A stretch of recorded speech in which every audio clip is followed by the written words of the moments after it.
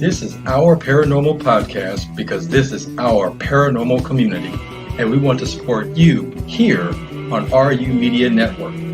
We are proud to be sponsored by the Haunted Hinsdale House in Hinsdale, New York. Here are your hosts, Brian Mersall and Shawn Gilmore.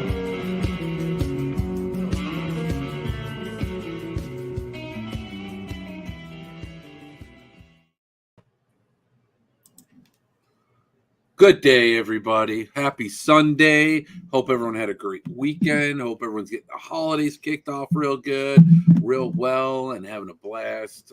I know my family and I are. You guys may notice Brian's not here. He'll be on a little bit later. He just has a thing that he's attending, and as soon as he's available, he's going to jump right in, and it'll be just like we never missed him. Even though we are missing you, Brian. Brian, I don't think anyone's ever called him Bri. I had a good friend in school. We called him Bri, so that slips sometimes. It's pretty funny. Anyways, guys, we have an awesome guest today. Some of you may know her. She's very well known, a psychic medium from Northwest Ohio. Her name is Linda Dix. She also, I have to give her props are due. We have an amazing dog. His name is Gramps. Linda reached out to me and said, I need a home for this little guy. And the perfect home was us. And she must have known. Some spirit must have called to her or something, because he is the perfect dog for our family. He completes our family, and it's just amazing. So she's definitely very talented. She helps me on many cases.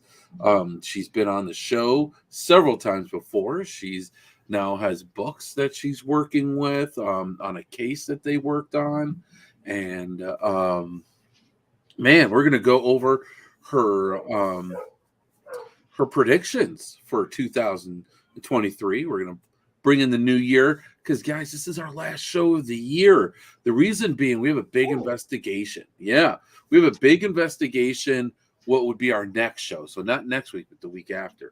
And it's far away, and it's at ISS. It's on the other side of Indiana, so we're just afraid of not being able to make it on time. And then after that, it's the holidays, so we'll be back after the holidays with Mike Ricksecker.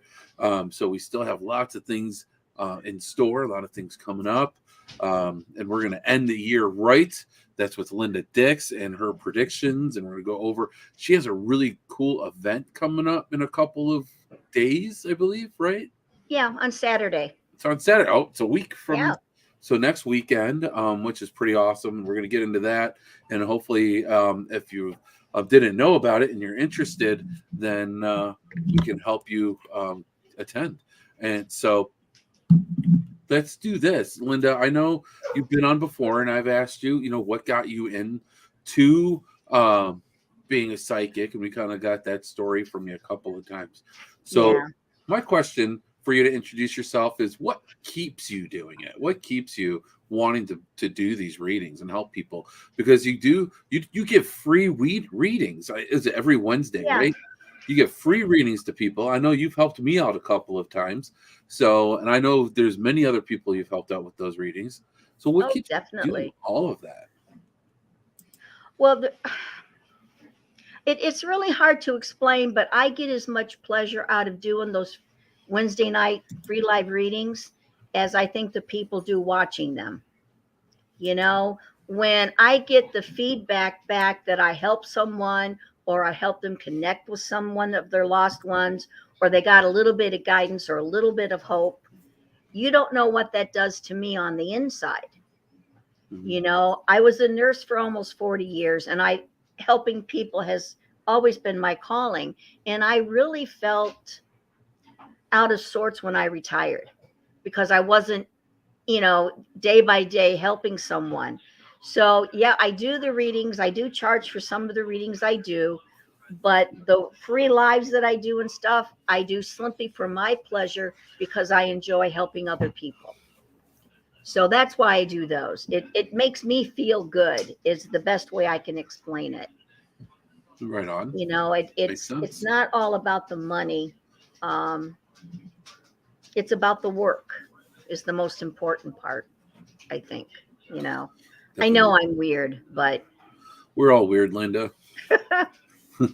I don't think there's a human being out there that's not weird. It's that's why Bear and I do dog rescue. yeah, If we had the finances and availability, we'd probably save every dog that come down the pike, but we're limited. But yeah, it makes us feel good. Like when we put Gramps in your house, other dogs with other families, and the joy that we get out of seeing those dogs with their forever homes gives us a lot of joy too. So, we get something out of it. yeah, definitely. I mean, I'll tell you what, you definitely helped my family out just with introducing us to Gramps. So we'll always. He was a remarkable dog when he was here. He still is. He's amazing. Yeah. He is so amazing, Linda. I could go on and on about him. He's just He was so good. hard. What you didn't see was when he got in the car with you and your kids and you guys pulled off, this old broad started crying. Oh, Because, he was such a loving dog. But I knew where he was going. And when I get videos of your kids running with him and stuff, that's what he needed. yeah.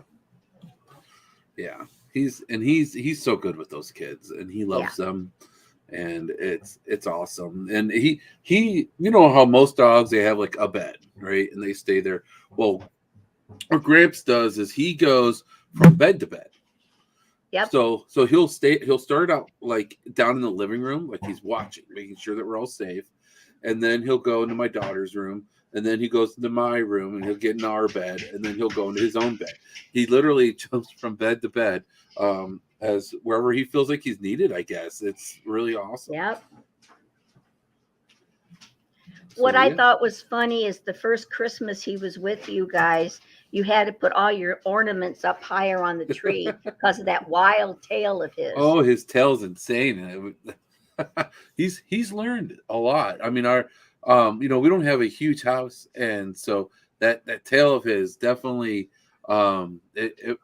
we all got whacked a couple of times. But it's all the tail's part of his beauty. It's amazing. Yeah. I've never seen a dog before or since that had those kind of markings on it. Yeah, I did I know we don't have any like breed records or anything on him, but I did some search, and all I could find is a Tennessee Brindlehound, and he looks like he'd be a Tennessee Brindlehound. But I'm not going to go. It's not so important to me where I'm going to go get the DNA test. Honestly, It doesn't matter. It's just, he's amazing. People, it's just nice to say, have something to say when people ask you what kind of dog he is. So I just kind of say, I think he's a Tennessee Brindlehound, but he's a rescue, so he's amazing. Yep. But he was definitely worth the effort we put into him, Well, I'm glad that you guys did, and I'm glad that we made the drive to pick him up. Yep. And here, real quick, why don't you tell us about the event that you have coming up? Well, it's the first time I'm doing this it's called The Power of Three, and it is gallery readings. And the way I differ with my gallery readings as with other psychics is, you have like the Long Island medium goes in and she hits maybe 10 people in this huge audience.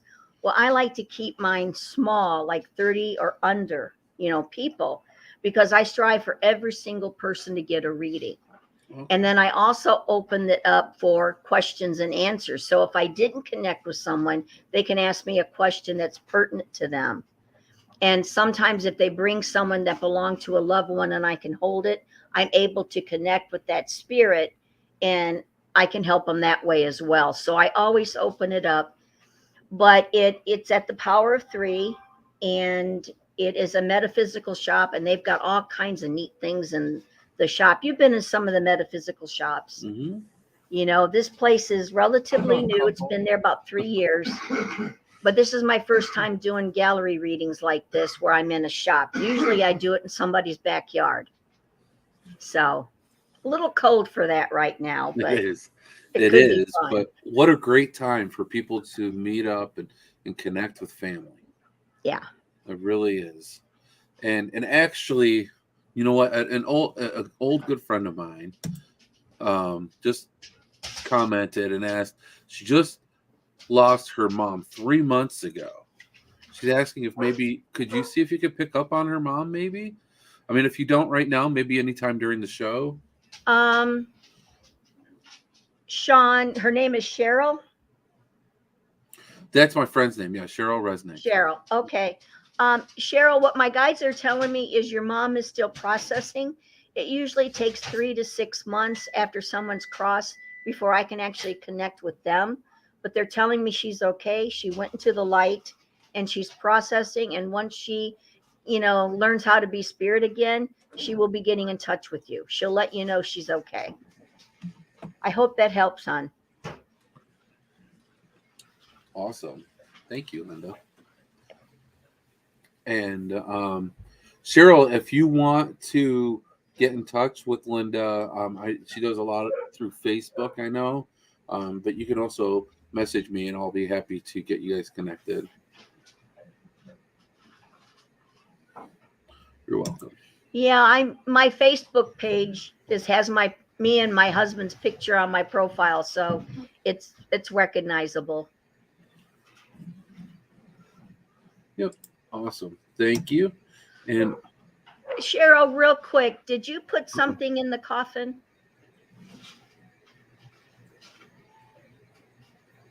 ooh.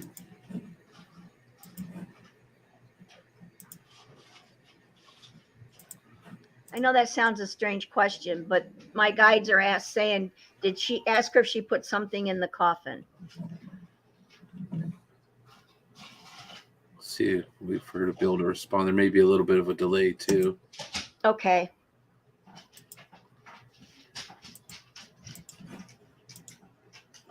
I mean, it's not that unusual for people to do that, but. Oh, here she says she did not. Okay. Well, what I'm hearing is someone put something in the coffin. So maybe you can ask around about relatives and stuff if somebody did slip something in there. All right. All right. And oh wow. So everybody, I know everybody wants readings. If Linda is feeling up to it, maybe we can do it closer to the end of the show. We do have quite a bit to go over with her yearly predictions and everything. And I just want to make sure that we, if people want to go to the event that you're having, that you're having, is it sold out? I don't know. I never keep track of how many people come. I just figure Spirit's going to bring the ones that's going to be there, and I'll have messages for them. So, but I never ask. It's a surprise. Okay. Well, if people want to go, how can they get tickets? You can contact the Awakening here in Toledo, Ohio. And as far as I know, we're not doing an RSVP kind of a thing. So you can even show up the day of the event, which is next Saturday, the 10th at 3:00. So the Awakening, and it's that's the usually a name couple hours. That's the Awakening is the name of the metaphysical shop? Oh, I'm sorry. Awakening is one of the shops. I'm going to be at the Power of Three. I don't know why that shop is on my mind for some reason, but I'm going to be at the Power of Three, December 10th at 3:00. And that's here in Toledo. All right. At 3 p.m. Yes. That's Eastern. Now, this is a little bit different than what I've done before because we are charging $30 a person. So the gallery readings are a little bit different as I'm charging people to be into the audience. Now, my message circles that I do in people's backyards, that's by donation only. Oh, nice. Well, if you're ever in Northeast Ohio and you want to have one of those circles, I'd be happy to host one at my house one day. Oh, fantastic. We go off. Bear drives me all kinds of places. So if you want to plan one for 2023, I'd love it. Okay. I would I'll love get it. with you later and we'll see what our spring looks like. Sounds good. I know you gave my mother-in-law a reading and she loved it. And I know she would come good. too. Good. I remember that. Yeah, she was kind of cool. Oh, my phone just fell. Ugh. Sorry about that, guys. So I better turn off there. I don't know what's going on with my phone, but there's something going on. I'm getting a lot of messages. Anyways, sorry about that squirrel moment there. Now, I was hoping that Brian said to be on around 7:30. Well, it's 7:30 now. So I guess we can start, since people want these readings. Let's start getting into do you want to go over last year's predictions first? Sure. If you said you had a copy of it. I have it right here. Okay, available, cool. and I can just kind of read it over. It's actually on my phone. And then here we go. Okay, so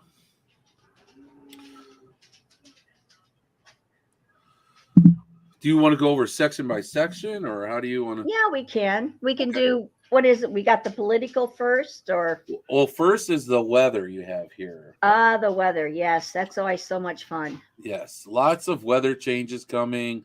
This tornado outbreak in December is just the beginning. Blizzards, hurricanes, floods, wildfires, tornadoes throughout the country, and even parts of the UK, Europe, France, Australia, northern countries, global warming maybe.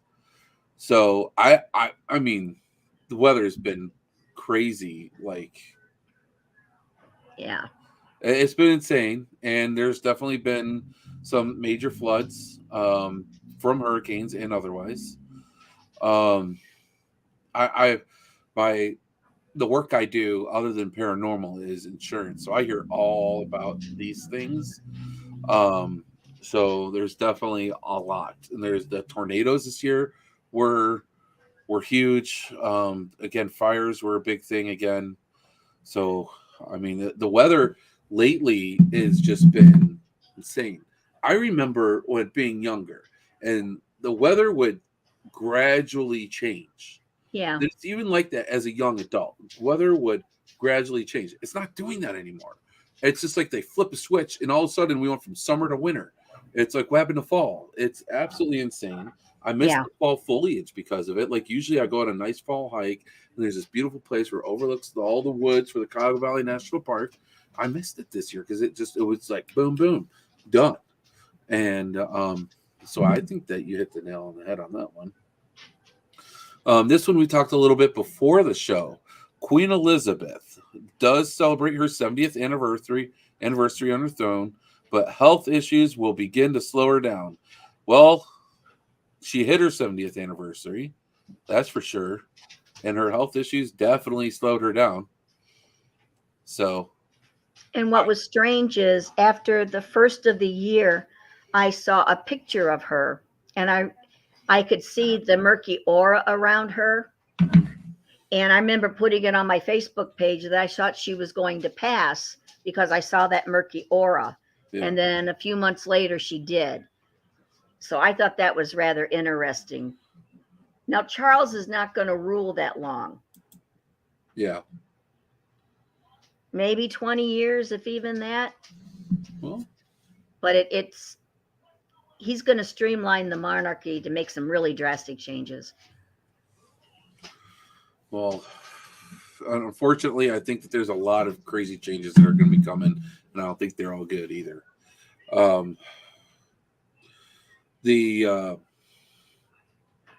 Another thing, you said, so possibly grief. Hold on. So possibly grief being the main cause. Here we go. Baby announcement. I think, wasn't there one? Or am I? That was a couple years ago. I thought there was going to be 4, and they ended up with 4. Okay. So. And then more drama with the sex scandal. Yeah. Oh, you'll see more of Prince George during public appearances. Yeah, I believe we have. They started using him for some reason. He's just a kid, but And guys, I see you guys commenting here. We'll get to you guys here in just a moment. Okay. And then COVID variants remain a problem. Vaccine cannot keep up with the changes. This will all and likely require a yearly vaccine like the flu. Yeah, probably. And you know what? Right now, I know people with COVID than during the lockdown. So Yeah. COVID's definitely shakeups in Washington D.C. Yep. Okay, Washington D.C. Some states with coming elections and scandal, changing of the old guard is what you are hearing. So it's definitely a lot of changes. Yeah, and I think the old guard that I was looking at was like Pelosi and Schiffer, I think, because they had been there for what, 30, 40 years or something. Yeah. But I guess I don't know about Schiffer. I haven't heard, but I did hear Pelosi is going to be transferring to an ambassadorship or something like that. Yeah, she stepped down. Yeah, so it's. Yep. I think the attack on her husband was her wake-up call. If Yeah. they could get to her husband, they could get to her, you know? Right. Next, we have Russia or China causing havoc. Yep. And it did. Sure did that. Both of them. Yeah. Teaming up. It says one or the other possibly working together. So, yes. And I'm still worried about that. I keep was seeing a triad like it was in World War II, where you had the Axis powers. Mm-hmm. You know, I think Russia and China and maybe North Korea might all kind of throw in together. It's scary. It's kind of looking that way, isn't it? It's crazy. Yeah. And we're going to need a strong president. We're going to need someone who can put the fear of whatever into them, so maybe it doesn't happen that way. But yeah, we need someone better than anyone we've had in the past 12 years. That's for sure. Yeah. Okay. Let's see.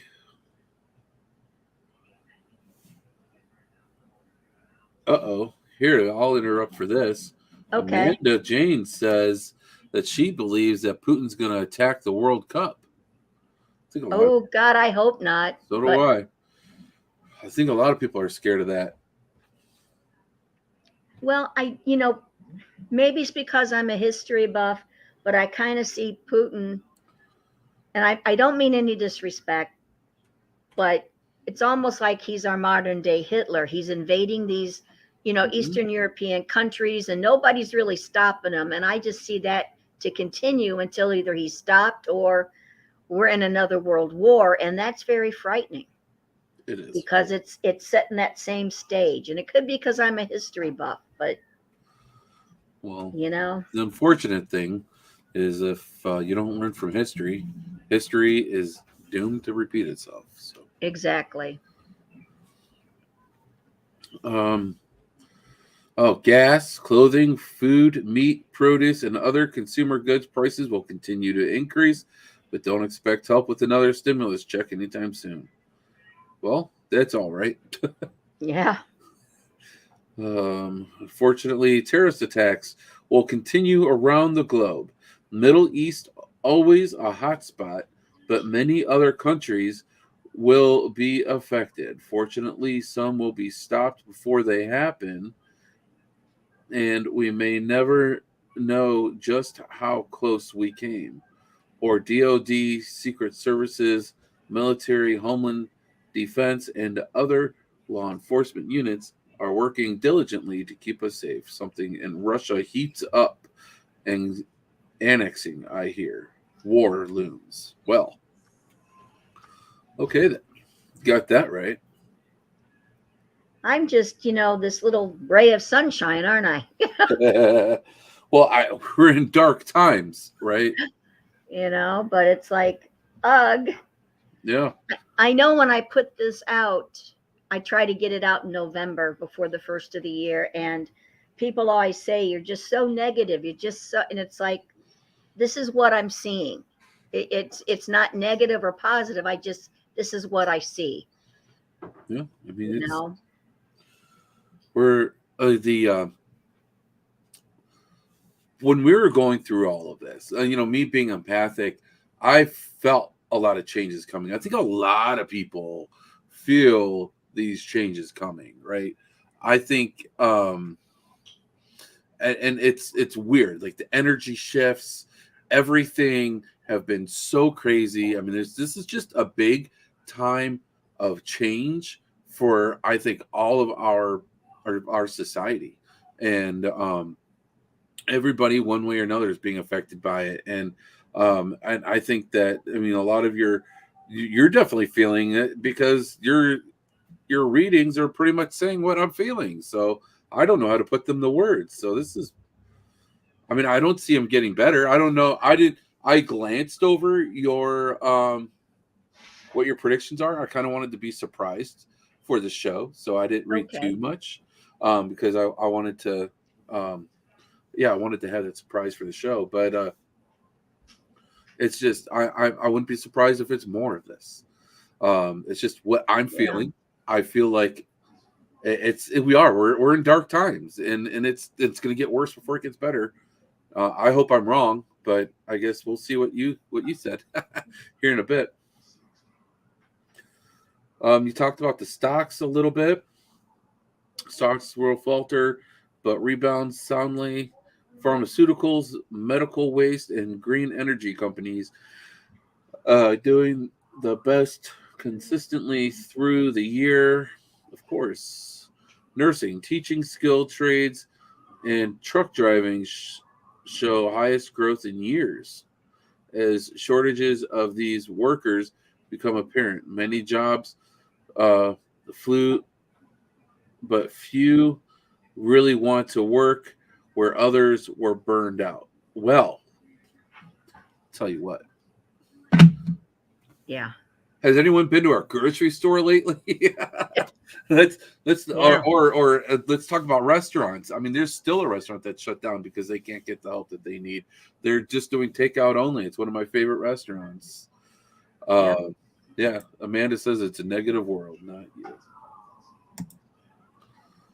So,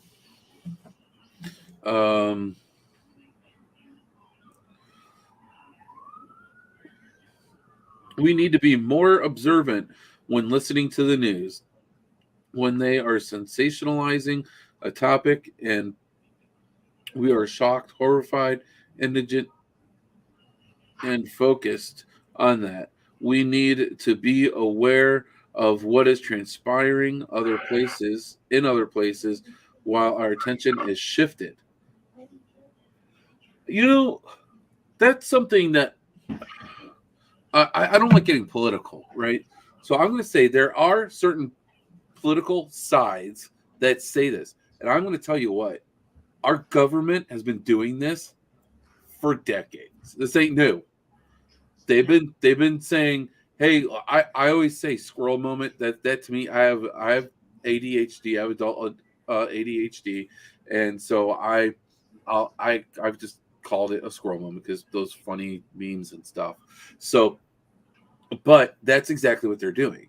They're like, hey, look over here. Meanwhile, over here, we got something else going on that's a lot bigger. Yeah. We don't want you to know about. And the thing is about the media, we only know what whoever they are, right? What they want us to know. Exactly. It's rather scary, but it's true. Yeah.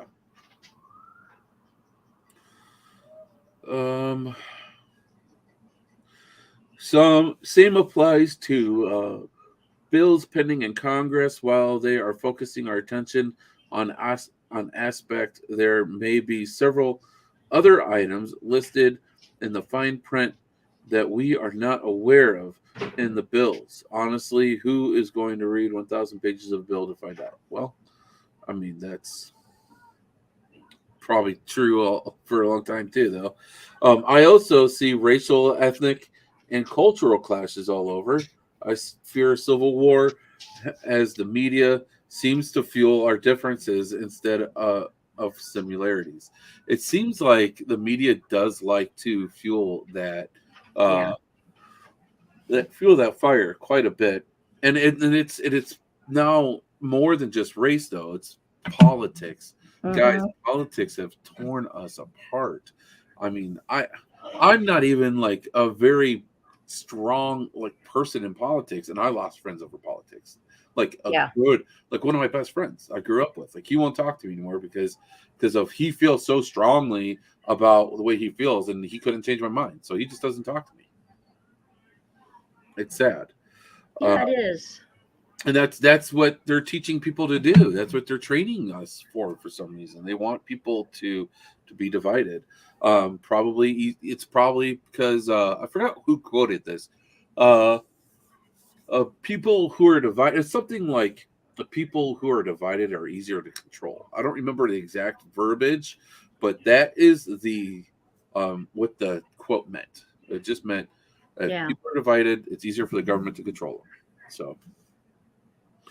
But there's definitely a lot there that you got right. I mean, with the Queen, you didn't predict that she was going to pass, but you definitely predicted that she was going to make it to her 70th anniversary, and you definitely predicted that health would slow her down. I mean, health slowed her down to a complete stop, but it slowed her down. So, yeah, divide and conquer. I forgot who it was. It's one of the founding fathers. I don't remember of our country who said it. I always want to say, I don't remember. I'd have to do some real. Was it? I don't remember. I know people are trying to guess what it is. I'd have to look it up, guys. I don't know. So I don't know. There's definitely a lot in there that you definitely got. Like, right. I mean, there's. When the year started, I'm trying to remember when the year started. Sorry for the yawning. We didn't know about Russia yet, did we? Well, like I said, I like getting my predictions out November, December before January 1st hits. So I don't know when Russia started annexing or trying to. February 22. Okay, so February 24th, 22, Russia invaded Ukraine. Okay, so mine come out in November, December. Yeah. Like I say, I always try to get it out.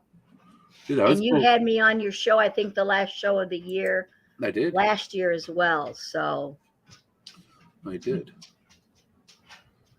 Awesome. But no, I think Ohio, we're actually going to get snow this year. I actually kind of feel it in my bones too. I think we're getting a lot of snow. We got a plow. We hired a plow guy for the first time ever. My wife asked me if we should do it. I work from home, and my wife asked if we should do it. She doesn't work from home. And I was like, yeah, if it makes it easier for you. But I was also kind of listening to that gut feeling like this winter is going to be rough. Yeah, I think it's going to be brutal. And not just for Ohio, but I think a lot of maybe even the deep south might get some snow this year too. Well, they don't handle snow well down there. No, them 2 inches is the end of the world. But yeah, I remember one year they got, I think it was in Atlanta or somewhere in Georgia, they got like a little bit of snow and the freeway shut down, and it was a big hot mess. Yeah, so, I remember that. Last year, Texas, they froze. They had a freezing. Yeah. And that caused all sorts of problems. Pipes what was freezing. It? The electrical grid went down, or was it? I forget what it was. So with Texas, they just had this freeze come over. It got like oddly cold there, and the way that their homes are built, they're like, for us in Ohio, our pipes are not in the outside walls, but in Texas, a lot of them are. And also a lot of it is people, they don't have the heat on. They don't have their pipes protected with they don't have heated pipes. They also, when it gets really cold, people don't know to let the water drip, and keep the water running at a slow drip. so pipes don't freeze. People just don't know those things. So a lot of just the inexperience of having freezing weather caused it. Yeah. So yeah. Oh, here Amanda says it's so cold in the UK. I think this winter is going to test us all, and we're not geared up for it. Bring back coal fires. Oof. Well, You know, when I was a kid, Amanda, up until I was about 6 or 7 years old, our family heated with coal. wow. And granted, you had to maintain it, but once your house got warm, it stayed really toasty in there. Because I remember heating with coal. Well, I'll tell you what, my home was built in 1918. I'm actually sitting right next to the old coal chute. It's right there. Yep. And my boiler heater right over there was converted from coal to a gas furnace. So I still have the boiler furnace with the grates and stuff upstairs. And so but I had to get my furnace fixed, and they told me that my furnace belongs in a museum. And I was just like, you know, it works though. You fixed it. It works. It'll probably continue working for a long time. Things were built so much better back then than they are now. This thing is as old as my house. My house is 100 years old. So I'll keep this thing going until it dies. I mean, a museum isn't going to pay me the $20,000 it's going to cost for a new furnace. So nope. So we'll keep it. And I love this boiler. Like, you know how when you have the hair, you know, you wake up, your throat hurts, your mouth is all dry. And I don't get that in my house. I love it. That's good. Yeah. We had to add a humidifier to ours to do that. When I moved in this house, it was built in 1906. We still had gas lights, and we had a gas space heater that did the whole house. And it was chilly in here, but we had gas lights. That's how, old this place was. Wow. And Bear just repaired our furnace, just a few weeks ago. Put in a new computer board and igniter in it. Oh, nice. So that saved us a small fortune because he did all the work. Right. You're lucky to have a guy that can do all of that, because that is not Yes, cheap. I am. I'm very lucky that way. And I'll tell you what, I didn't get to see my house when it was like that. My house is all updated. I purchased it, all updated. Everything's all updated, but the furnace, everything else is updated. Brand new. When I bought it, the roof was new, the windows were new. The electrical's all been updated the past 10 years. It's well, now I've been here almost 10 years, so I guess past 20 years. So but it's so cool living in an older home. I love it. Yeah, it is. I don't know. I'm sure it's wonderful having a new build. But I think it's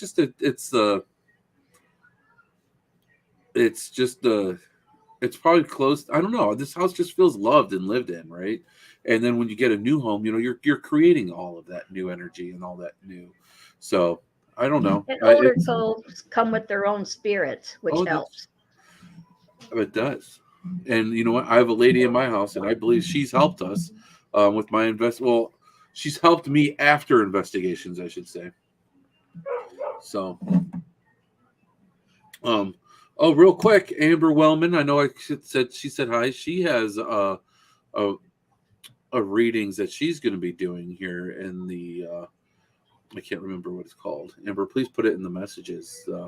Homebrew. Cool. Homebrewed is, I think, what it's called in accurate.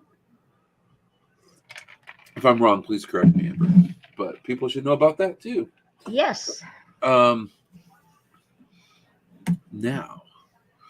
okay, guys, the moment we've all been waiting for, the moment I'm waiting for, anyways. The predictions, Healing Brew. See, I was close. The Homebrew, the Healing Brew, and Akron, Ohio. Awesome, Amber. I'm very proud of you. Positive energy for your every success, sweetheart. Yes, I know that this has to be huge for Amber. It's big, and it's I was very happy for her when I saw that she's getting to do that. So she's I worked very closely with her as an investigator. She's definitely very connected, and with spirit, I should say. She's very well connected with spirit, and I think that she will give amazing ratings or readings. Sorry, guys. um, I'll tell you what, 2022 has been rough on me, and it's getting close to the end of the year, and I'm showing it apparently because I'm just like tired, physically and mentally, guys. Yeah. So I'm ready for a new year. So with that, I'm gonna pull up the readings or the predictions for next year. Now, with these, do you want to go over these instead of me reading them over? Well, I guess I could. You and I talked a little bit about it. Yes, they do. I guess I'll just start with the political. I see lots of changes and turmoil and mudsliding leading up to the 2024 presidential. I mean, lots of hateful speeches, and that's going to even cause more divisions, I feel. We're going to get more polarized politically, and that's kind of scary. And I honestly think some of the powers that be would actually like another civil war, because you got a lot of private citizens that are thinking that this is the only way we're going to solve it is another revolution or another civil war. And I think they're going to polarize us even more coming up to this election. So that's kind of scary. It's very scary. Do you think that it has something like some people talk about like a new world order? Do you think that's something like that? Or? I've heard that bannered about a lot. I'm not quite sure what they mean by it, but again, that's reminiscent of what the powers that be wanted to do prior to World War II was a new world order. Right. So I don't know if the stage is setting. I have a problem with the new world order, that kind of thing, because I don't know what they mean by that. Huh. You know? Yeah. That could be such a broad statement. You know, what exactly do you mean? Right. So that's a little scary. It definitely is. There's some people that think that the new world order could be like a one world, one government type thing. Yeah. And that's the connotation I'm getting too. Yeah. So it's like, I don't know. That's a little scary. I hope not, but something's got to give soon, you know? The other thing that I'm seeing too, like I talked to you a little bit earlier about Putin and him annexing more of the Eastern European countries. I don't think he's going to stop with the Ukraine. I think he's being emboldened because nobody has done anything about it. They're just letting him do his thing. And they're putting sanctions, or they're talking harsh, but nobody's stepping up and just saying enough's enough. And I'm not saying that, is it President Zelensky? That's the president of Ukraine. I'm not saying he's any better than Putin because I don't know their politics. I'm just afraid that Putin's not going to be stopped. However, what might stop Putin, and I picked this up a little bit ago, he's got some kind of health issue going on. I think he's got some kind of cancer somewhere.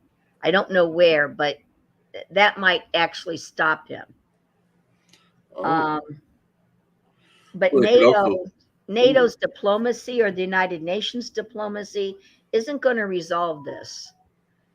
He's going to have to be stopped. And that's kind of scary because I don't know what stopping him would entail. And you know, if you follow this, what's been going on in the Ukraine, the entire world, all of NATO, they're very reluctant to get involved.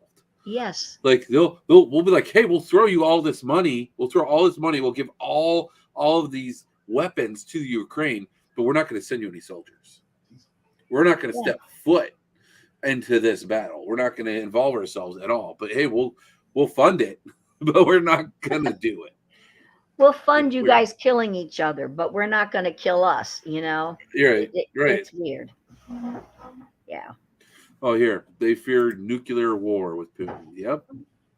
Yeah. It's dangerous. He's got cancer. He's dying. Oh, I didn't know that. I just saw a picture of him not too long ago, and I saw something eating away at him. I didn't know what it was. Yeah, it says if you're nuclear war with Putin, he's dangerous. He's got cancer. He's dying. I think one of his own will end him. Oof. That might be the way to stop him. I Yeah. mean, that also may make it so he's unstoppable. Yeah.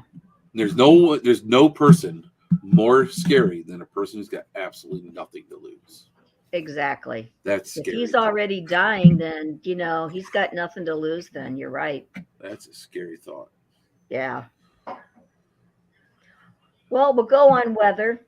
I think North America, we're going to have a very harsh winter, heavy snows, bitter cold. Even in the Sun Belt, I feel there'll be cold a few times in the Sun Belt.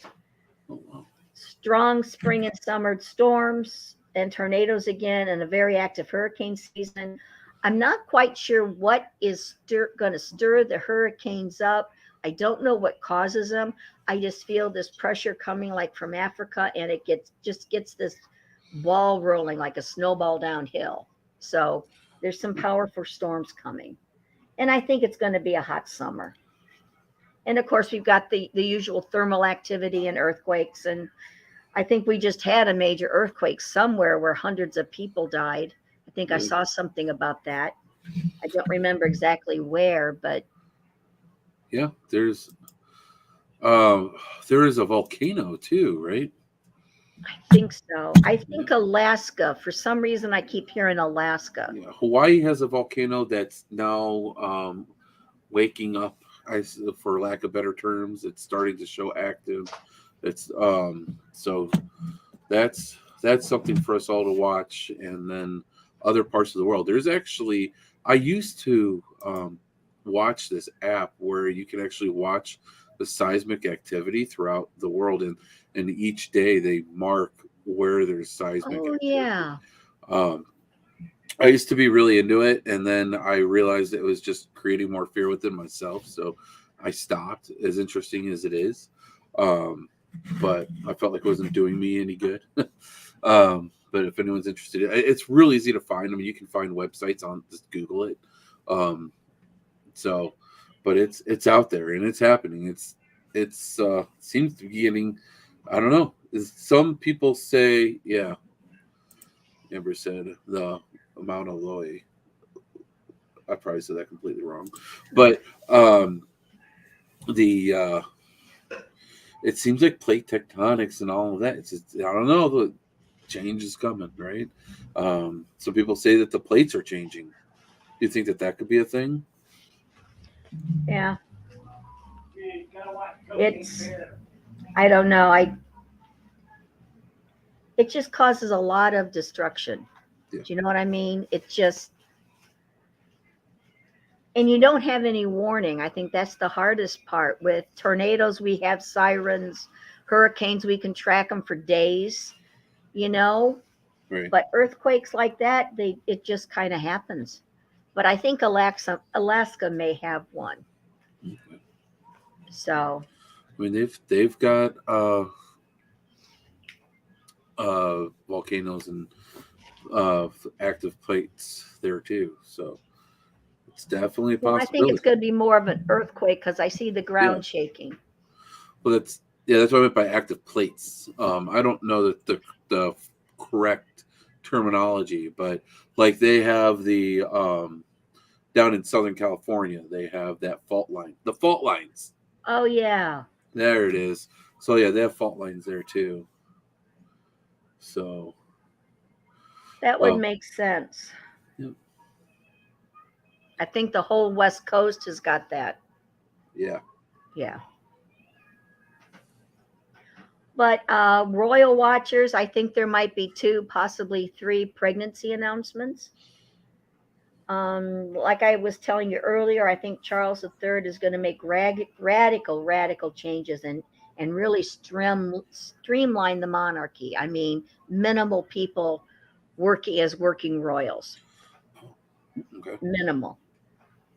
Andrew's going to disappear. Okay. Mm-hmm. And there's another scandal if this person decides to talk. There's going to be another scandal where he's concerned, I think. William and Catherine transition into their new roles very easily. And I think they move into Windsor Castle and maybe Clarence House. But Harry and Meghan still are clamoring for the spotlight. If he puts his book out, I think it'll seal his fate as far as any future role that he may or may not have. And Meghan, she wants to be back in acting again. She wants to be the star. So that could be interesting. I got possible shortages in fuel, higher prices, and shortages of goods in stores as truckers cannot afford the high cost to operate. Electric cars will overwhelm the power grid and cause brownouts and blackouts. We need to be autonomous, supplying our own oil instead of depending on OPEC. And I think there's civil unrest globally. The high side of this is spiritually. I think there's going to be more of a focus of the healing arts and using a collective focus on healing Mother Earth and all of her people. I think bartering gifts instead of always taking money for reimbursement might come back into vogue. And there's an awakening I feel is going to be happening, and not necessarily being woke, as everybody's saying, oh, I'm woke. No, it's an awakening to spirituality. It isn't really being woke like the popular political culture sense. says it is. Yeah. You know what I mean? Yeah. Yeah. But being more in tune to Mother Nature and our own bodies and how we need to treat our bodies. So I think it's going to be more of an awakening that way. Kind of more in tune to what's going on around us. We have to, I think. If we don't start sending out healing energy to Mother Earth and her inhabitants, I mean, we can end up in really dire straits. Yeah. That's the truth.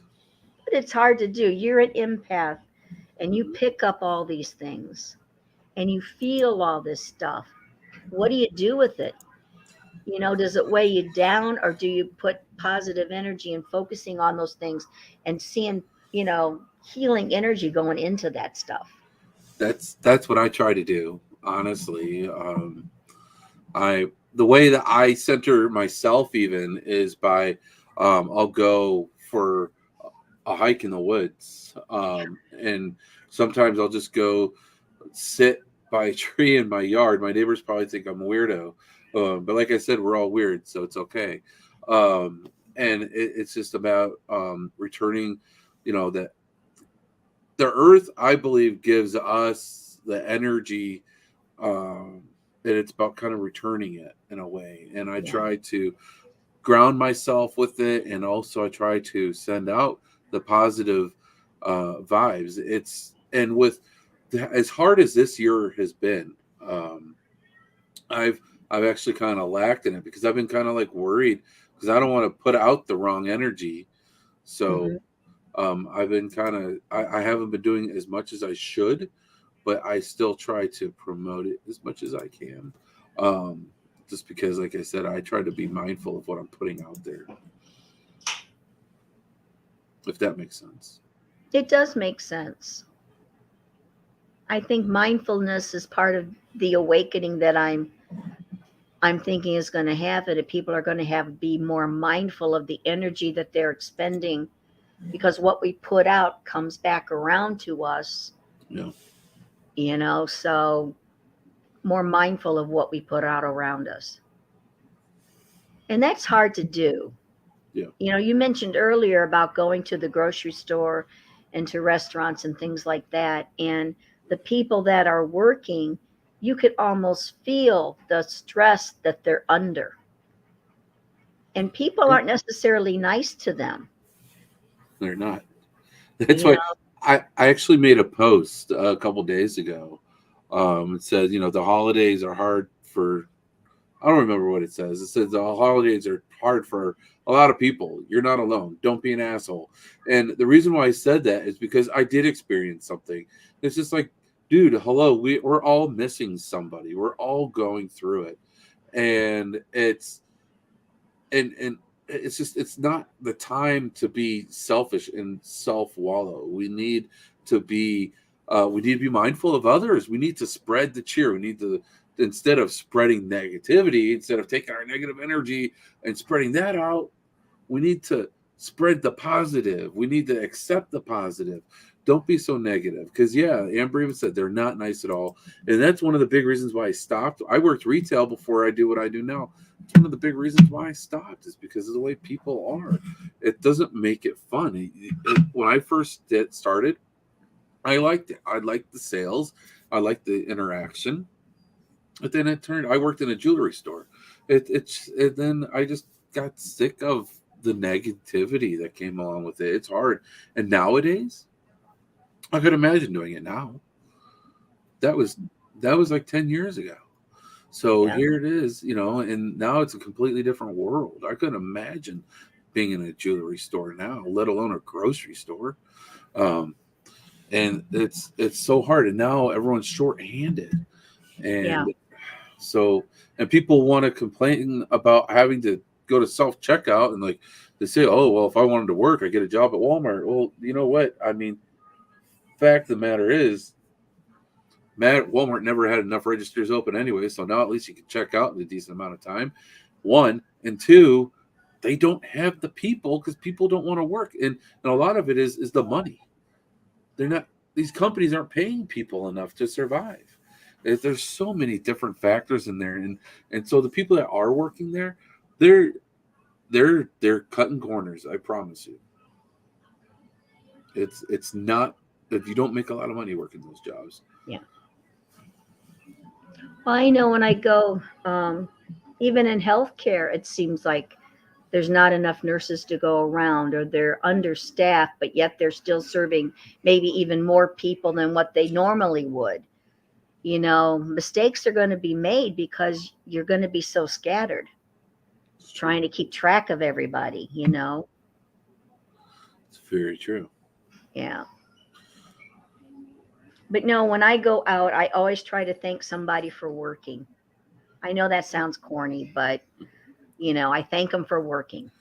I just try to be fun with them. My kids always say how I'm like awkward and stuff. I just try to be that weird fun person that comes through their line, whether if it's a drive-through or if it's, if I get like a little chuckle, I feel like I did a good deed, Yeah. So that's how I try to do it. Maybe I like the idea of thanking them though, because they have a thankless job, that's for sure. And if they do something that I feel is kind of extra or above and beyond, I'll comment, you were really nice, or you made this an easier process or something, because I know employers don't always give their employees positive feedback. You hear it when you screw up, but you never hear it, when you do something good. Right. Yeah. So Jen Campbell, as a nurse, it's absolutely true. Everyone is getting burnt out. I have a friend that I haven't talked to them about their job in a while, but they are a nurse for an ER. Could you imagine doing that nowadays? Oof. Here, Amanda, I love nice, friendly customers. It lifts the spirits of a mundane day. Yeah, it does. And it only takes a few minutes, to be nice, or a few seconds to be nice. It doesn't take anything. It doesn't cost anything, right? No, it just, What's kind of nice about being a psychic and a medium is, and also an empath, you can kind of pick up on what people are feeling. Yeah. And sometimes, I don't go around trying to nose into strangers' business. But if I see someone that's really struggling or something, and I know what I can say that's really going to touch them in a good way, then I will use my gift and say something that is what they really needed to hear at that moment, kind of a thing. So that's kind of fun to do, Definitely. Let's see. Ooh, Amber. Yeah, I couldn't imagine being a nurse. They all get my respect, 100%.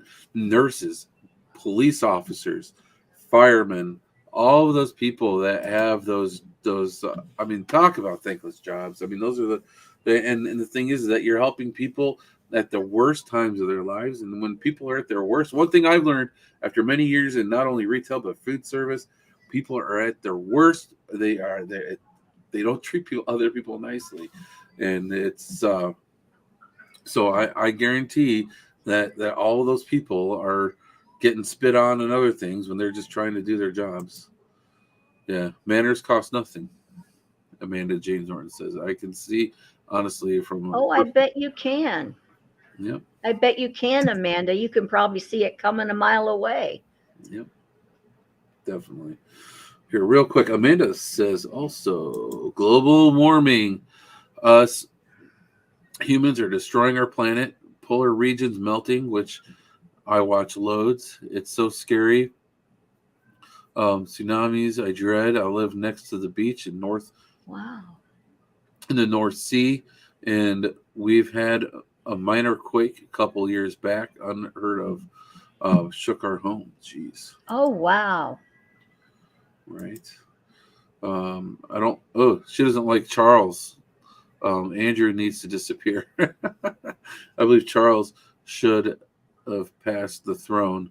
Diana is still very close to England's hearts. Then I'm assuming, Amanda, you're not really thrilled about Queen Camilla. That, the royal mistress is now queen. That's interesting. She played her cards well. Usually royal mistresses don't do this well, but she played her cards well. Right. Well, guys, I just want to let you know that person that just tried to come in here and, they were blocked. Doesn't matter what they're saying. They're blocked. Okay. I didn't see anything, so, good. I saw it come across my feed. I blocked them as soon as I saw it. They had 3 things on there. That's not what we're about at all. So, there it is. Nope, not at all. But this is in response to what you're saying, not what I'm saying. I can understand that, Amanda. I think I predicted, it was weird, but way back, because I was looking back at some of my old predictions. I predicted way back, I think 2004, 2005, that Camilla would be queen one day. And everybody told me that I was just, no way in hell that was ever going to happen. Oh, but threw eggs at them. Ooh. At a recent outing for Charles and Camilla. What? Wow. Okay, then. Yeah, people aren't happy at all with them. Okay, then. But you know what? I kind of feel sorry for the guy.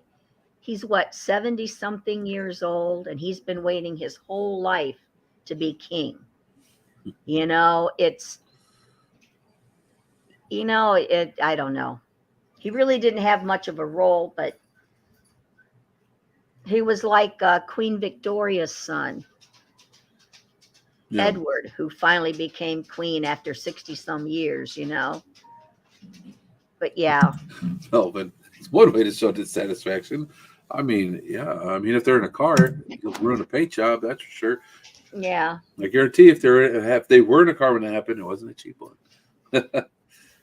Well, eggs, it's one way to show your dissatisfaction, but it's not lethal. Right. So it's like they're not trying to kill them. They're just trying to say, hey, we're not happy with you. Right. They were not in a car. So it hit their. Okay. Well, hey. But hopefully that person that's up by the North Sea, she stays warm this winter. Yes. It sounds cold, the North Sea, I hope she stays warm. Oh. Let's see here.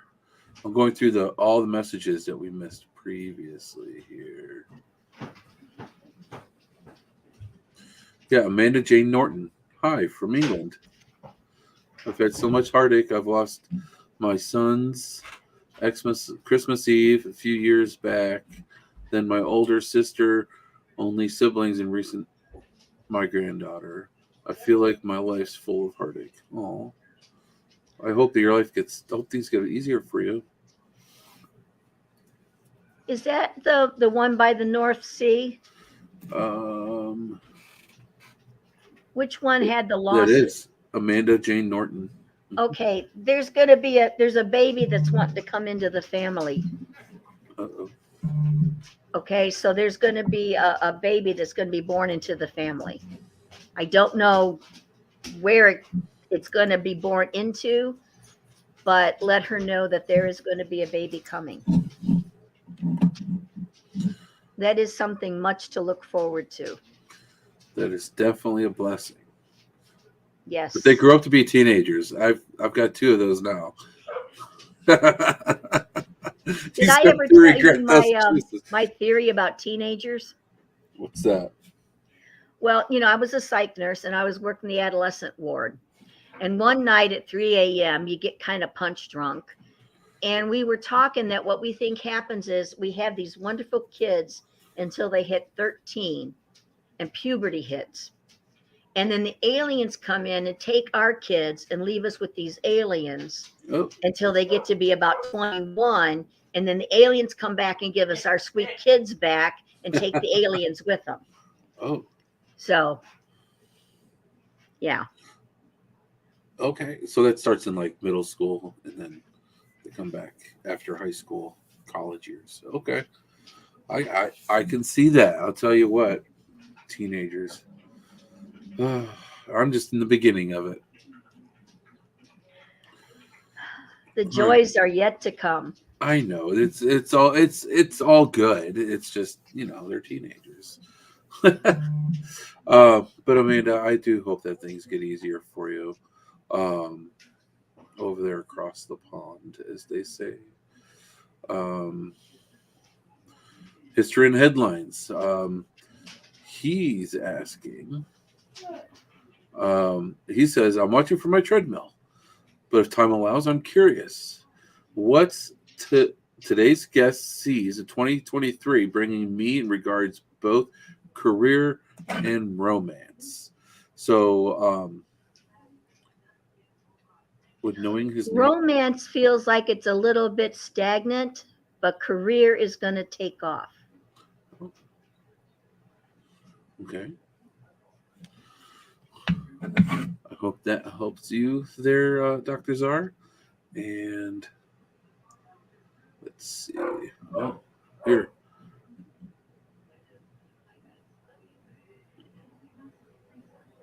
Michael Levick. Linda helps so many people needing help, like I did when Linda was looking for messages from Catherine Adams that has passed. She's amazing.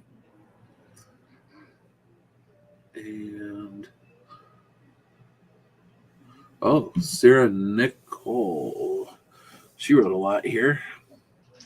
To Della.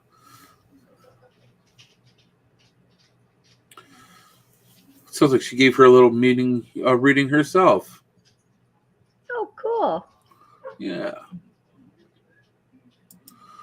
Here it is, guys. Della J. Evans. Through your aura, I pick up a kind of energy, which means you're going through hard times, probably in your life, family issues, a situation which is even unknown to you, which makes you feel uncomfortable, drained, emotionally. Oh, you got a troll. Is that what this is? Yeah. I tell you, inbox them now to book a session, and they charge the people a lot of money. Oh, yep, you can inbox me now to session. Oh, come on, guys. I thought this would be something interesting. Della, when I do my Wednesday night lives, I get so many trolls on that I've even considered not doing them because good people has been taken advantage of. And that just makes me so angry. Because the whole key is it's free on Wednesday nights. I'm not going to message you to inbox me and then charge you. Yeah. But one of them even used my picture, my profile, everything. Really? Yeah, it was really sophisticated. Wow. Well, that's sad. Della, if you want a reading, Linda will give you a good reading. Like I said, my mother-in-law got a reading from her, and she was very happy with it. So that's sad.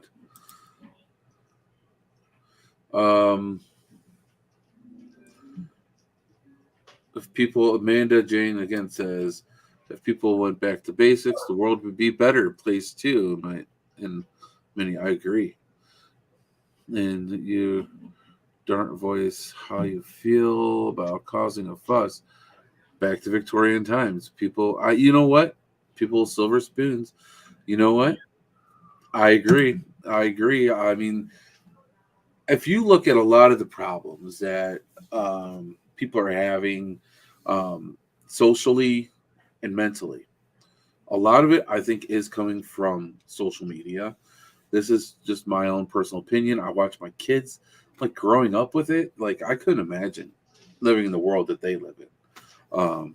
So I think you're definitely right. We need to take a couple steps back.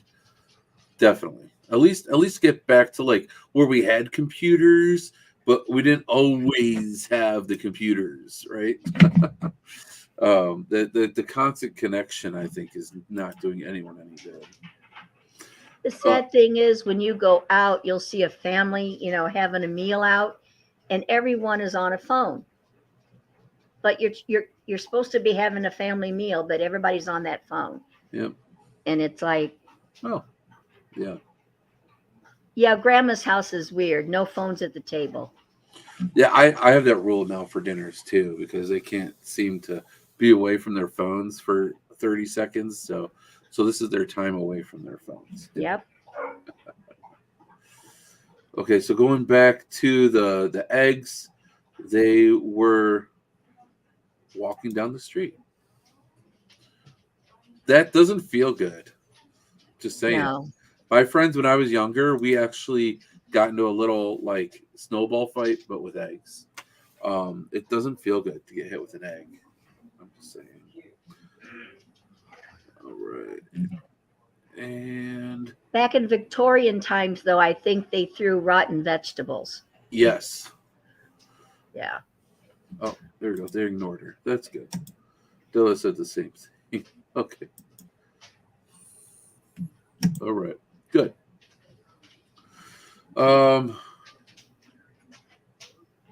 Melvin came out with a new book. Make sure to go check out his new book.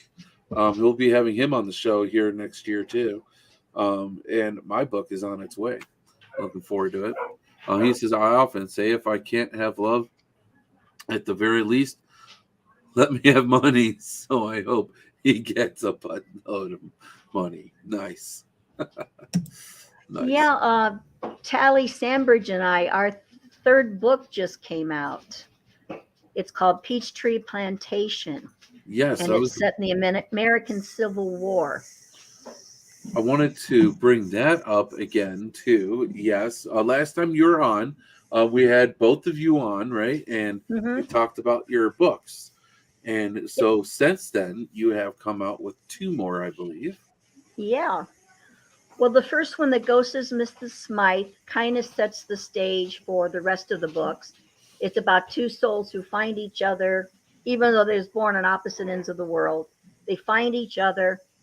One passes on, but then comes back in spirit to the female because he didn't want to keep going without her. So it's based on a true story. And the actor in the first book is Heath Ledger, which people know as the Joker. That's how I met him, was as the Joker. And then the next book we are going to call the series A Love Throughout the Centuries. And what we do is we're going to each one of their past lives. The first one was the Great War, and that was set just around the World War I era. And now this book is coming out, and it's called Peachtree Plantation, and it is set during the Civil War. And we are going to be starting on our fourth book, believe it or not, after the first of the year. Nice. And that's going to cover around the 1700s, upstate New York, I think. But Tally she does most of the writing, and I just help her with the regressions and passing information along from Heath to her. But she does the lion's share of the work. Nice.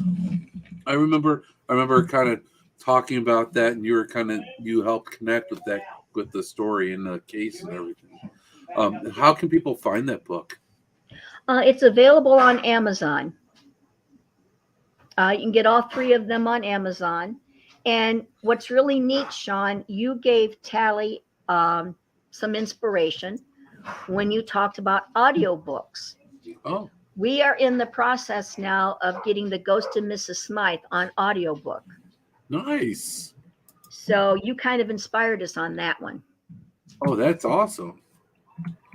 I'm glad to hear that. I think that's great. I don't know. A lot of people, there's people that can't read.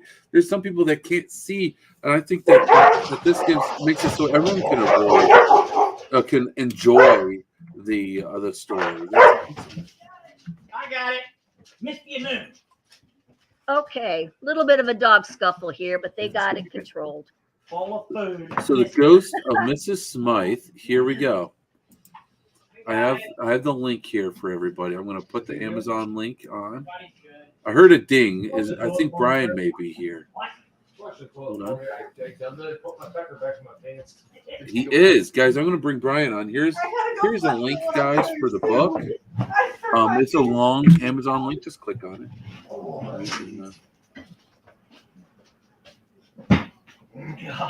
Is it not working? Misty and her one bowl. Oh, we have no face, but we have a Brian. How's it going, brother? Oh, awesome.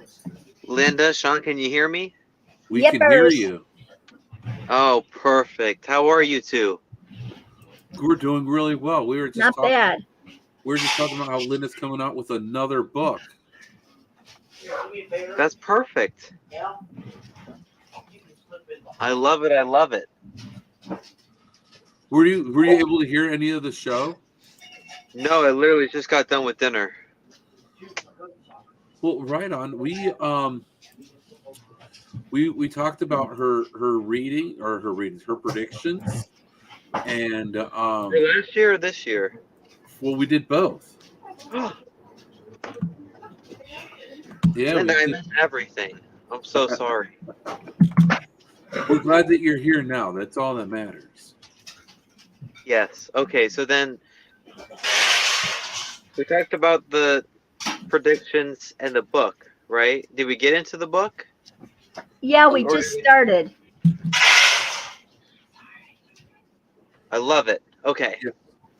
Yes, remember last time we had her and the Talia Sandbridge on, and we discussed the first book. Well, they've come out with 2 more books since then. 2? Yeah, the 3rd one come out since I was on the show. It's called the Peachtree Plantation. Okay. And then after the first of the year, we're going to start work on the 4th book that's set in the 1700s. I may have the dates wrong, but the 1700s, and it's following the 2 souls in another one of their past lives. So we decided to do each past life of one book for one past life, just to make it simpler to follow along. That's what I love about your vision, because most people would have stopped at the first book. You see what I'm saying? Well, Heath wouldn't let us, to be perfectly blunt. He would not let it stop at that. Yeah. He kept bugging the living daylights out of both of us until we get the story out, and then he'll pretty much leave me alone anyway. Yeah. I don't know if he'll ever leave her alone, but he will leave me alone once we get the stories out. So I love it. I love it. I love it. But this is a big thing. This is the 4th book in the series. yes, it is a big thing. And like I was telling Shawn, we took inspiration, and we are in the process of getting The Ghost of Mrs. Smythe recorded for audiobooks. Oh my gosh. Who's going to read it?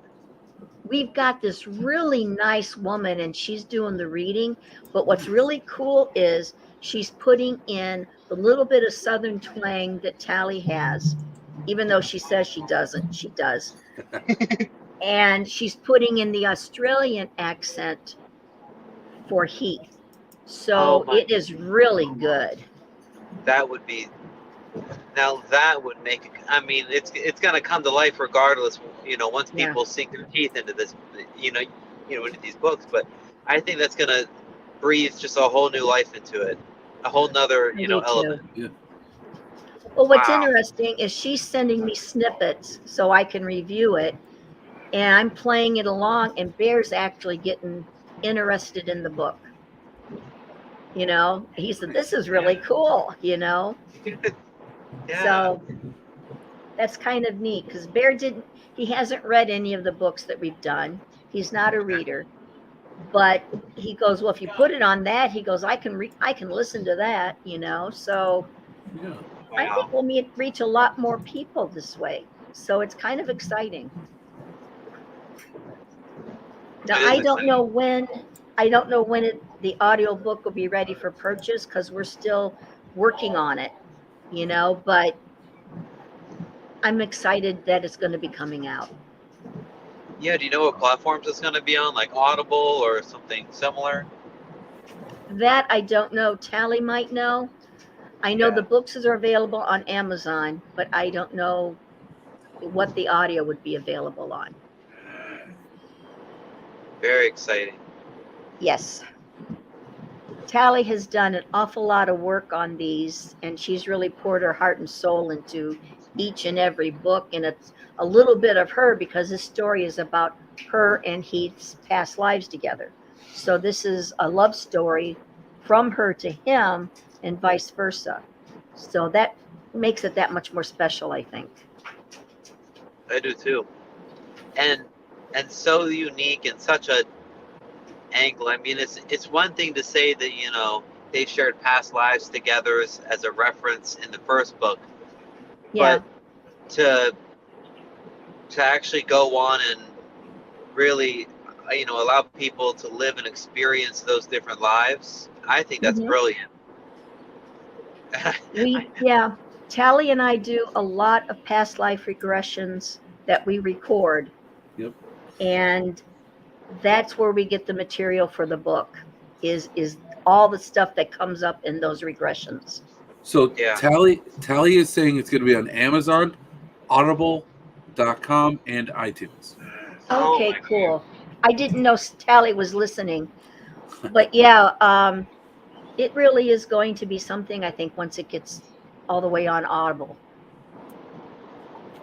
Oh yeah. I mean, uh, that's gonna be beautiful. It really You know is. what Tally and I both are finding that's kind of fascinating is that we do the past life regressions and places and names have come up in those. And then after we're done with it, we review the tapes, and we've actually gone back and we've been able to verify certain instances that came up in the regressions via Google. So it was Yeah. actually there. It actually happened. They were actually real people. Wow.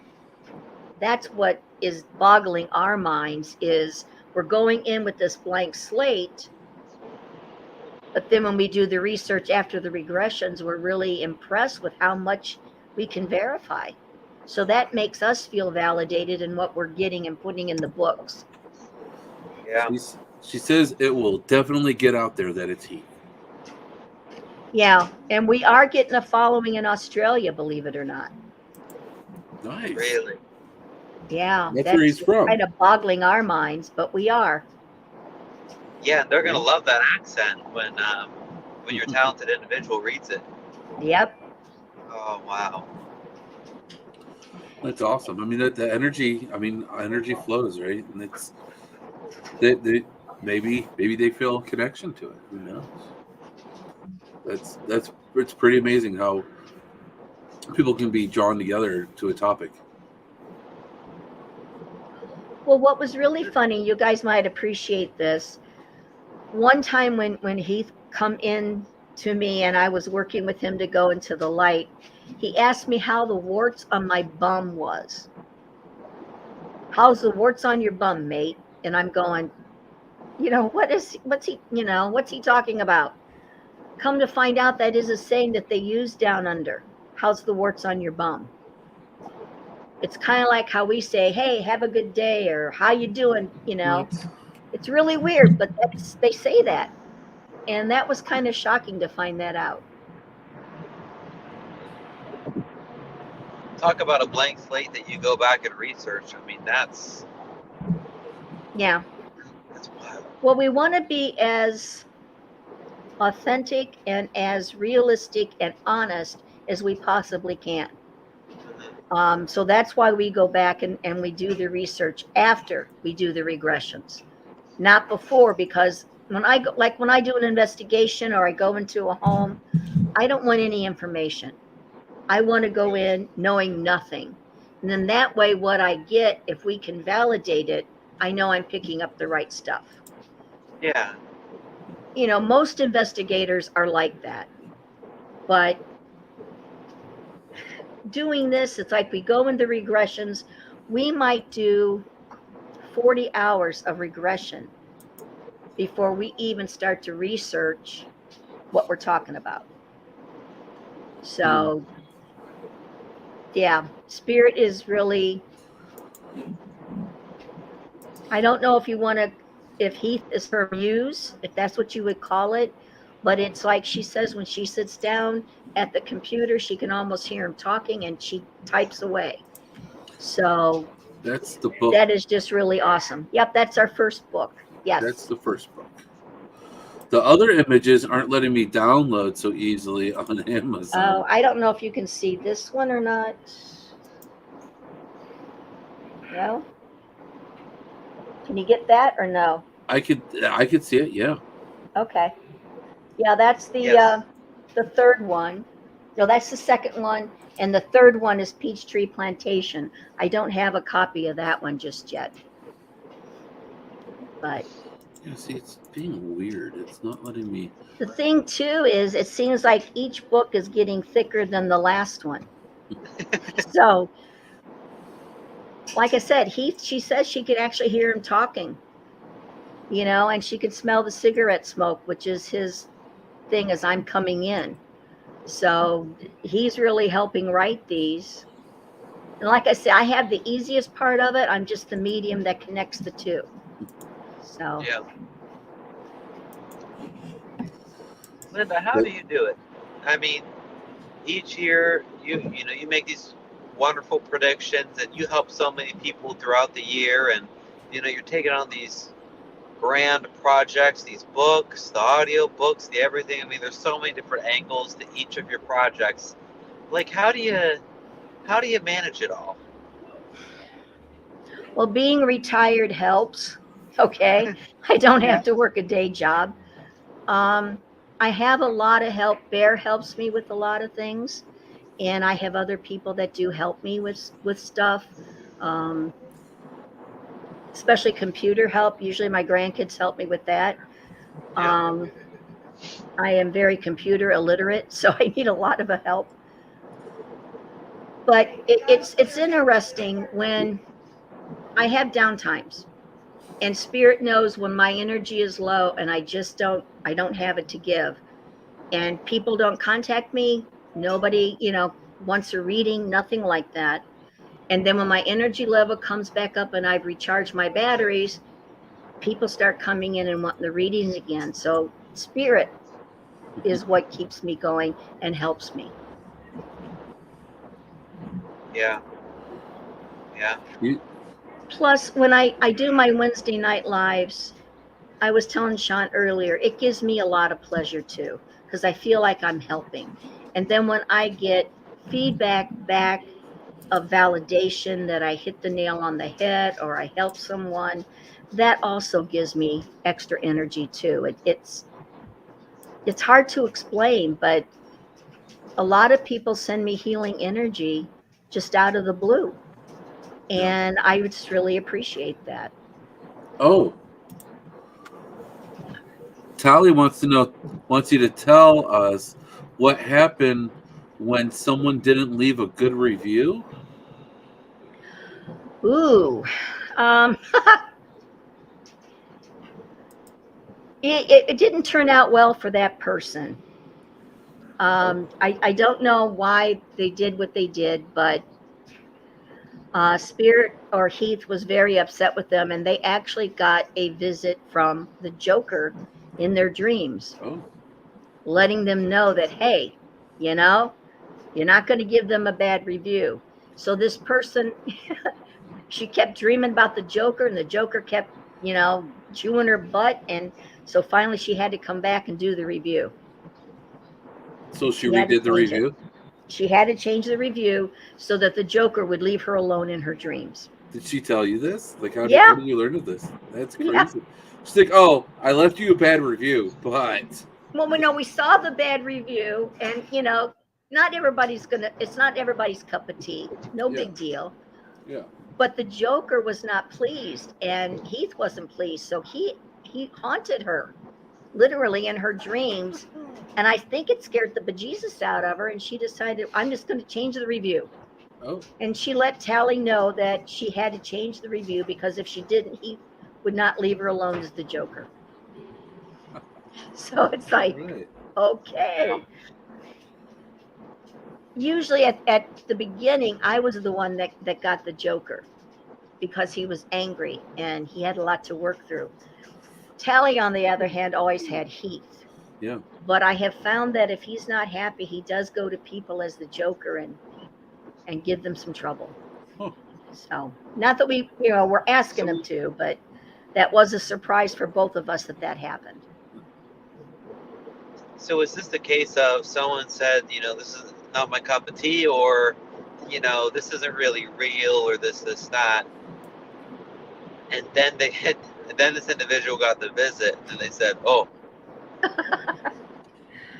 I am not quite sure the events, but I think they wrote it. I don't remember seeing what it was, but I think it was something like, fantasy or something like that, or I'm not exactly sure what was written, because they took that review down and they replaced it with a very good review.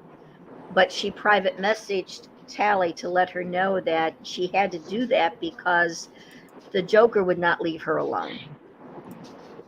So, and once she posted the better review, he stopped haunting her dreams.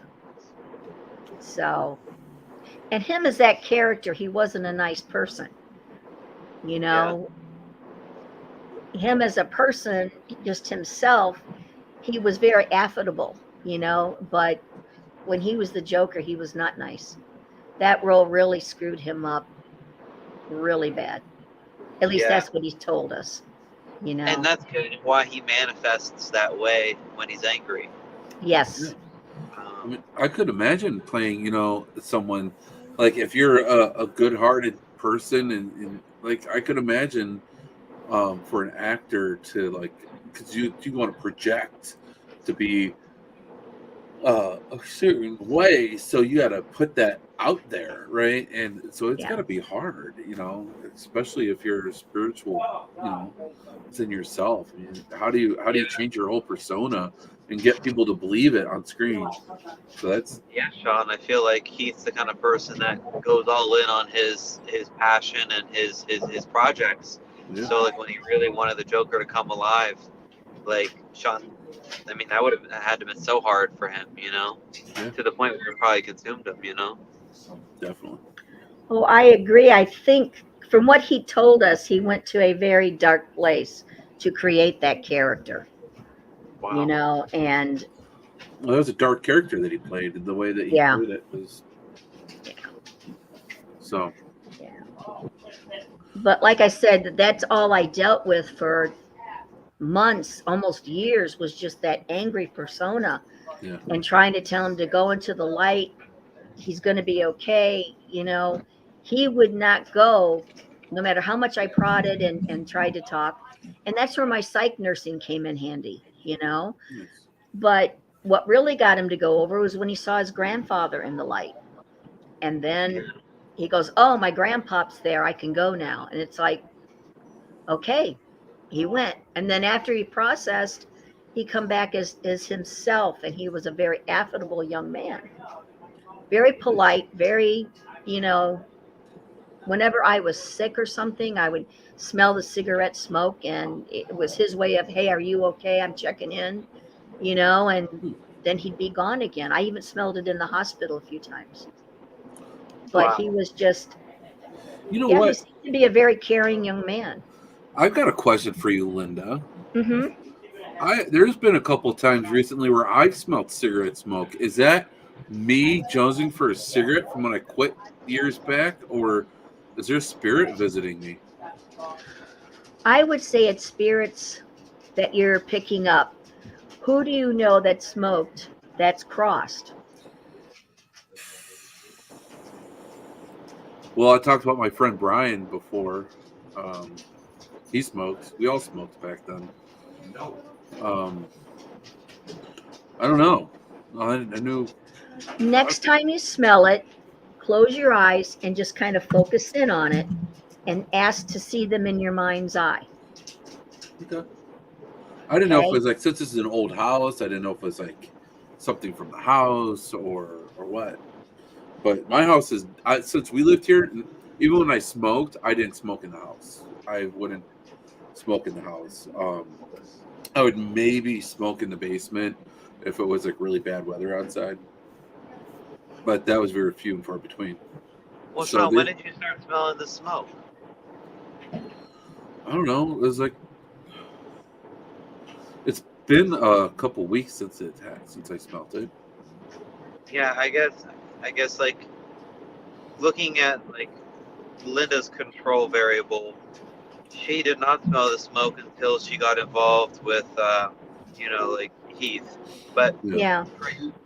for you, Shawn, was it the case that you hadn't been smelling the smoke and almost like just like recently, or did something happen that you started smelling the smoke? I mean, it just sort of started. I would just be sitting there playing video games or watching TV, and I would smell the smoke. But it's only in one, like when it's not when I'm down here at my computer, because I also game on my computer. So it's never when I'm down here or when I'm working down here. It's always when I'm upstairs in the living room. With your family, and like the family. No, it's usually, what? One time my daughter was down here, but it wasn't what's down there, but it wasn't. Usually when I have encounters like that, I'm alone. But yeah, but that one time, now you bring it up, one time my daughter was down there. I don't know. I know that my youngest daughter, she has a friend whose parents smoke, so I kind of would like brush it off, like, oh well, the smell must have been on Dakota. She came and sat on the couch or something. But I don't know. Yeah, I would think it's probably your friend just checking in. Maybe I did recently stop at his grave, so that could very well be it. I don't know. And did you recently start smelling the smoke? It was around the time that yeah. See, we're bringing pieces together. I don't know if it was Brian, but I mean, it could have been. I think that he did come through in one investigation years back, but I don't know. That'd be interesting. I don't know. He's got so many other people to worry about than me. I don't know why he'd come and visit me. But he and his brother were really close, and I don't know why he'd come and say hi to me. I don't know. Maybe because I stopped and said hi to him. Maybe he came.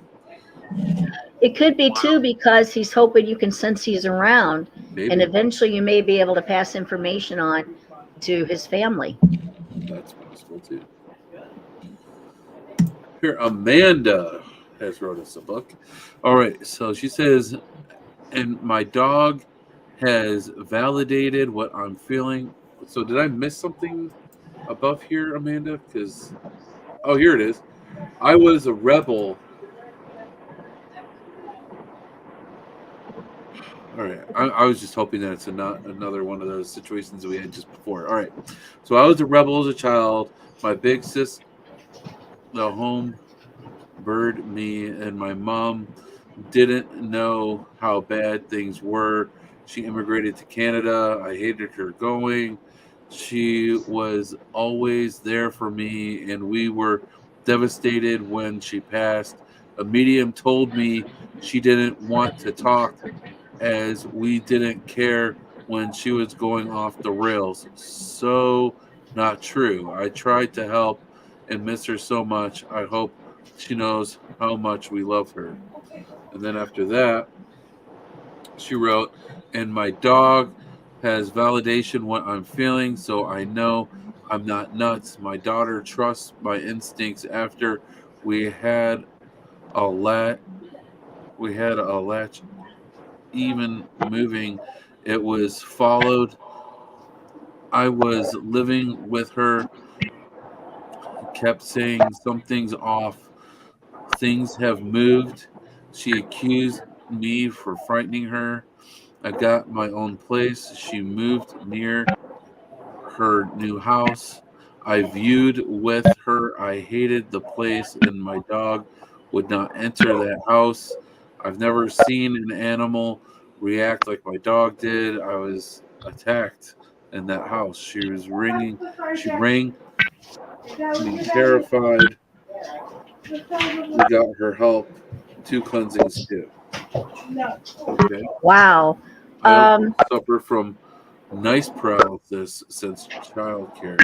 They're connected. Just so you know, Amanda, your mom might have gone off the rails, but my guides are telling me she's getting help.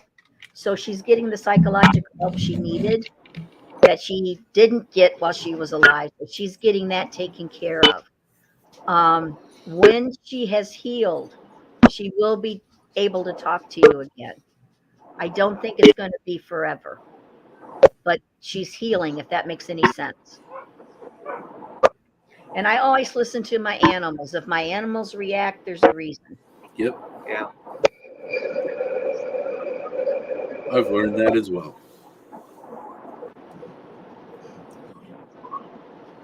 Well, guys, it is about that time. It is 9 o'clock. Wow. It Time went fast. flies, doesn't it? Real quick, before we close off the show, I want to show off something I got here because we, our show is, we are supported by the Hinsdale House. I got a new shirt that says Future Ghost. It's huge writing. I like it. It's like this jersey material. I think you can get this in many different shirts. I just followed the link that they posted on Facebook. I ended up with this jersey type shirt. It says Future Ghost. I'm like, heck yes, I am a future ghost. And so I went ahead and I had like my wife that. get it for me. Yeah, I think it's cool. They have all sorts of cool stuff that they come up with for the Hinsdale House. So I wanted to show that off and let everyone know to go to the danielclass.shop so you guys can go and get your own. So thanks, Amber. And so yeah, I just wanted to point that out since Dan and Vicky are always so supportive of us. So thank you. And now with that, guys, Linda, we Yes. talked about your books. We talked about your readings, your group readings that you're giving, your big events this week or next Saturday. And we talked about how you give your free readings on Wednesdays. How can people find you, find all this stuff?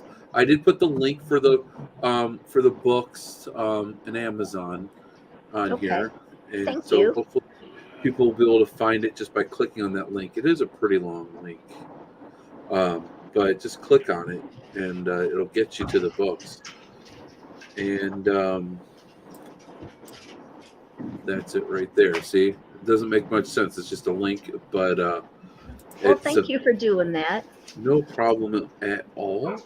That's what we're here for. You're coming on here. We're talking about your predictions.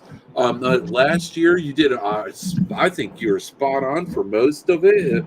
I didn't find too much that you weren't spot on with. So, congratulations on that. Thank you.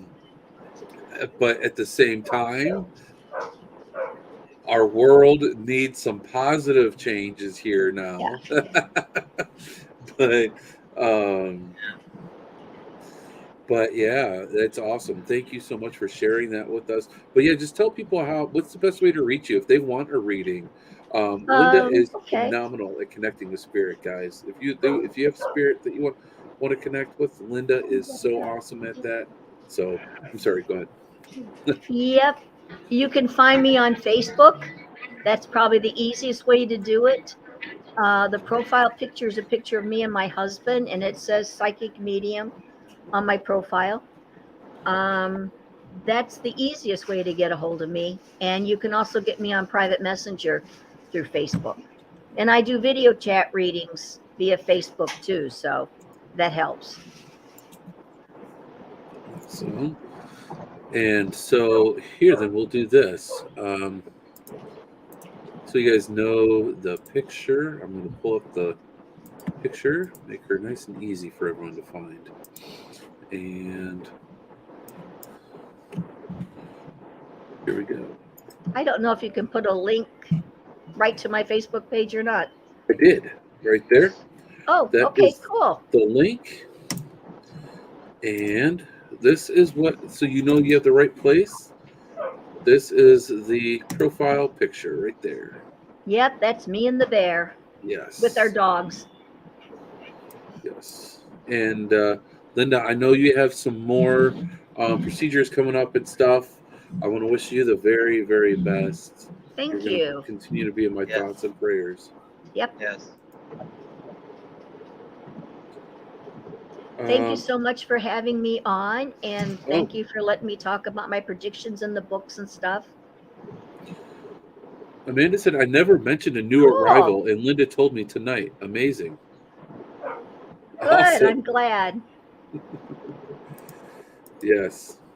Well, it's always a pleasure, Linda. I'm very grateful to have you as a friend, and I'm always grateful to have you on the show. So thank you so much. Thank you for having me, Shawn and Bryan. You Yes. guys have a very Merry Christmas and a Happy New Year. Oh, you too. You too. Brian, before we go ahead and close out, do you have any house cleaning to do before we go? No, I'm just, I'm just happy and excited that I at least got to catch the tail end of this, and I have some homework to do. I got to go back and rewatch the first 90 minutes. I was really excited to reflect on the 2022 predictions and this year's predictions. So I'll have a little homework to listen to tonight. And I just wanted to reiterate how grateful we are, but specifically I am for your friendship, Linda. You do so much for the community. You do so much for us. You're a staple to come on here, and you've just been a real pleasure and a real blessing throughout the years. And I just wanted to say thank you. That's all. Well, thank you. Definitely. Brian, thank you for coming on. I know you had a busy night.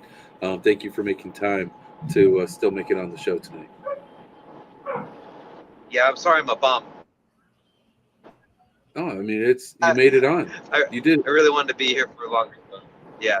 It's okay. You made it, though. Yeah, That's all I that matters, really and that means a lot. Thank you. And with that, everybody, as I said in the beginning of the show, this is our last show of the year. I feel like we're ending the year appropriately with Linda and her predictions and everything. Guys, make sure to check out her books and make sure to get a rating from her. I'm telling you, it's amazing. She's helped me connect with family members a couple of times during her free readings on Wednesdays. I'm telling you, she's amazing, and it's great just to watch and hear. Not really hear, but you're reading the messages people are sending, and you're seeing Linda connect, and it's really amazing to witness. So make sure to catch one of those. Friend her on Facebook and connect with that. It's really amazing. Usually 7 o'clock on Wednesdays if I'm feeling up to it. Awesome. Well, Linda, I want to wish you the very best. I know that, like I said, you have some health things coming up, so you're going to be in our thoughts and prayers. And please have a very happy, healthy New Year. Planning on it. Yes. And Brian, same to you, brother, but I'm going to see you a week from Saturday. Yeah, we're going to see each other real soon. And Linda, again, all the thoughts and prayers for your upcoming procedures and everything, and the holidays with the family, and that goes for everyone that has stuff going on. And the holidays are always exhausting, but they're a real blessing to be with family. So please, everyone that's watching, thank you so much for such a beautiful 2022. I know Shawn and I swapped to every other week, and we had some family stuff throughout the year, and I think everyone's had a difficult year in one way or another. But gosh, we're just so blessed to have you all as part of our paranormal family, and you all really mean a lot to us. Yes, definitely. Thank you, everybody. Brian brings up a good point. It's the end of the year, right? Thank you, everybody. It has been a heck of a year. I've even got the scars from it. It's been rough, and let's everyone take these holidays. It's a hard time for everybody. We're all missing somebody. We're all missing something. We're all going through it, and let's take this time to be together and to spread the love, guys. This is time for love, and let's be about that, and just spread that positive energy, guys, because we all need it more than ever.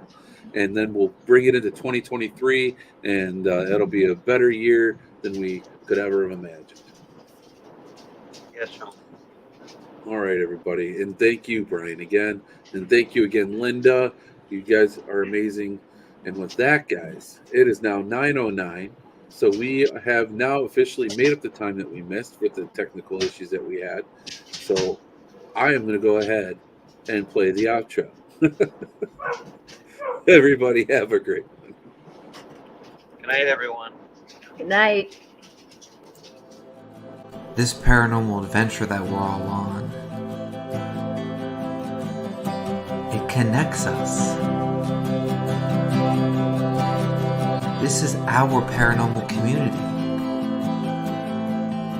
This is our paranormal podcast with your host, Shawn Gilmore. He's worked in the paranormal field for 10 years. He was featured on the TV show Paranormal Survivor that airs on Travel Channel. His passion is creating para-unity. With your host, Brian Mursell. He's worked in the paranormal field for 7 years. He leads his own paranormal team. He wants to help people start their paranormal adventure or grow their existing one. This is our paranormal adventure. This is our paranormal community. This is our paranormal podcast. It's about supporting. It's about making para-unity a real thing, because we all need to support each other within our community. And that's what the show has always been about.